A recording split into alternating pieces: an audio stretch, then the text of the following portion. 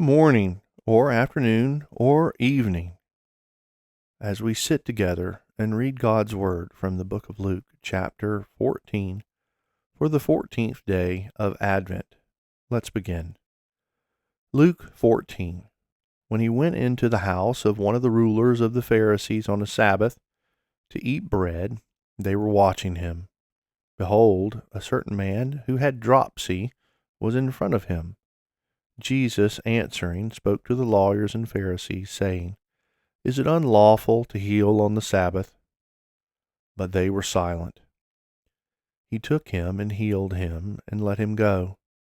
He answered them, Which of you, if your son or an ox fell into a well, wouldn't immediately pull him out on the Sabbath day? They couldn't answer him regarding these things. He spoke a parable to those who were invited. When he noticed how they chose the best seats, he said to them, When you are invited by anyone to a marriage feast, don't sit in the best seat, since perhaps someone more honorable than you might have been invited by him. And he who invited both of you would come and tell you, Make room for this person. Then you would begin with shame to take the lowest place. But when you are invited, go and sit in the lowest place, so that when he who invited you comes, he may tell you, Friend, move up higher. Then you will be honored in the presence of all who sit at the table with you.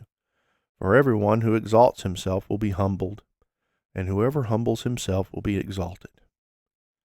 He also said to the one who had invited him, When you make a dinner or a supper, don't call your friends, nor your brothers, nor your kinsmen, nor rich neighbors, or perhaps they might also return the favor and pay you back.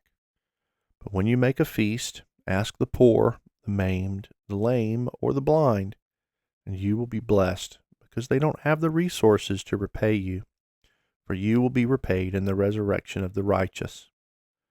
When one of these who sat at the table with him heard these things, he said to him, Blessed is he who will feast in God's kingdom. But he said to him, A certain man made a great supper, and he invited many people. He sent out his servant at supper time to tell those who were invited, Come, for everything is ready now. They all as one began to make excuses. The first said to him, I have bought a field, and I must go and see it. Please have me excused. Another said, I have bought 5 yoke of oxen, and I must go try them out. Please have me excused. Another said, I have married a wife, and therefore I can't come. That servant came and told his lord these things. Then the master of the house, being angry, said to his servant, Go out quickly into the streets and lanes of the city, and bring in the poor, maimed, blind, and lame. The servant said, Lord, it is done as you commanded, and there is still room.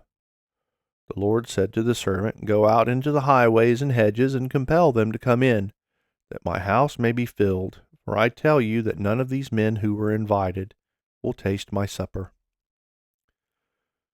Now great multitudes were going with him. He turned and said to them, If anyone comes to me and doesn't disregard his own father, mother, wife, children, brothers, and sisters, yes, and his own life also, he can't be my disciple. Whoever doesn't bear his own cross and come after me can't be my disciple.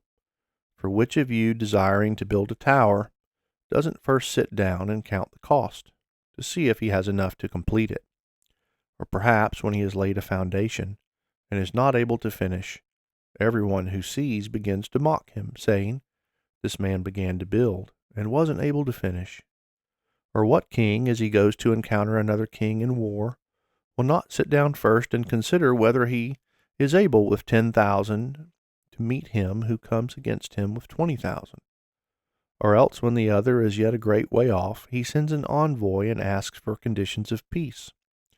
So therefore, whoever of you who doesn't renounce all that he has and can't be my disciple. Salt is good, but if the salt becomes flat and tasteless, with what do you season it? It is fit for neither the soil nor the manure pile. It is thrown out. He who has ears, let him hear. That concludes day 14 of Advent, reading from the book of Luke in chapter 14.